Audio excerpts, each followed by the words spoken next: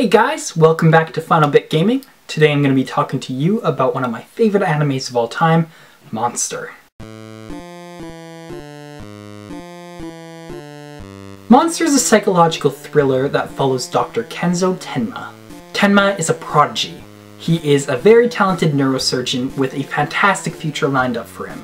He's engaged, has a great job, and from all outside appearances, everything appears perfect.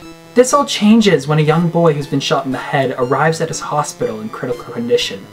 At the same time, the mayor of their city arrives, and Tenma is ordered to help the mayor before the child. As the mayor brings a lot of funding to the hospital and has a better chance of living, people want Tenma to focus on him. Tenma, however, has a crisis of conscience and ends up helping the boy, saving his life. Unfortunately for Tenma, the mayor dies, ultimately resulting in Karu's suicide for Tenma. Because of this, his fiancée also decides to leave him, and basically all hope is lost for Tenma.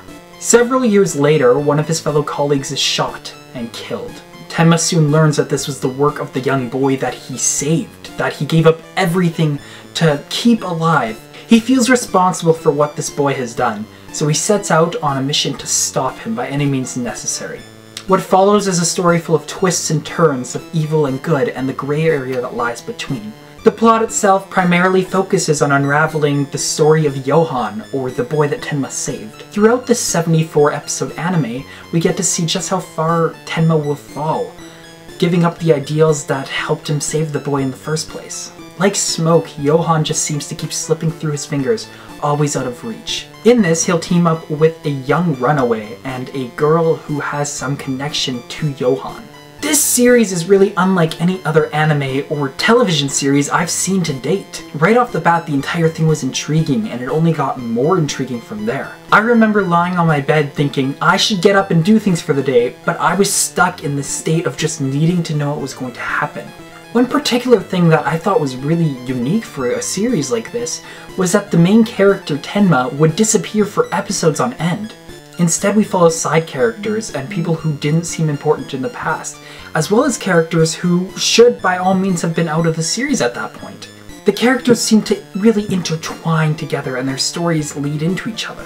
As the series progresses, it becomes less of the story of Tenma and more of all the people surrounding Johan, how they're connected to this boy, and how they all have their own motivations for trying to stop him.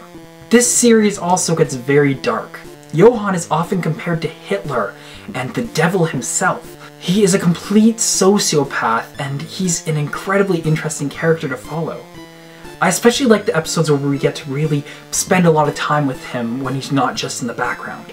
It leads to this horrible sense of foreboding, and then he'll vanish from the series for a while. I also really liked how that allowed us to see how different characters are getting close to discovering Johan, only for him to once again slip out under their fingers. Additionally, despite it being a 74-episode series, I don't think there's really any episodes that could constitute as filler.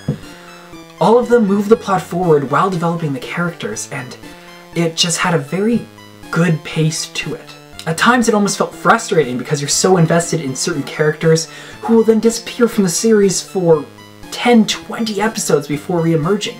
The only negative I really have about this show is that around the 2/3 mark things start to feel like they're dragging a little bit, but that quickly picks up pace and it continues on this wild ride. Additionally, while the story is pretty suspenseful for the most part, sometimes it felt too hard, like they were trying to keep the suspense going, and so things just felt a little bit irritating.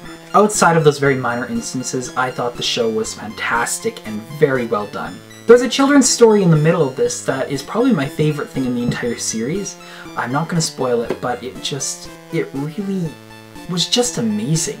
I would say you could look this up without watching the series because it's worth seeing alone, but it means so much more when you watch it in context. Overall, Monster is a fantastic anime that I highly recommend you check out if you like slow burn psychological thrillers. While there isn't a lot of action in this film, there's a lot of really good character development.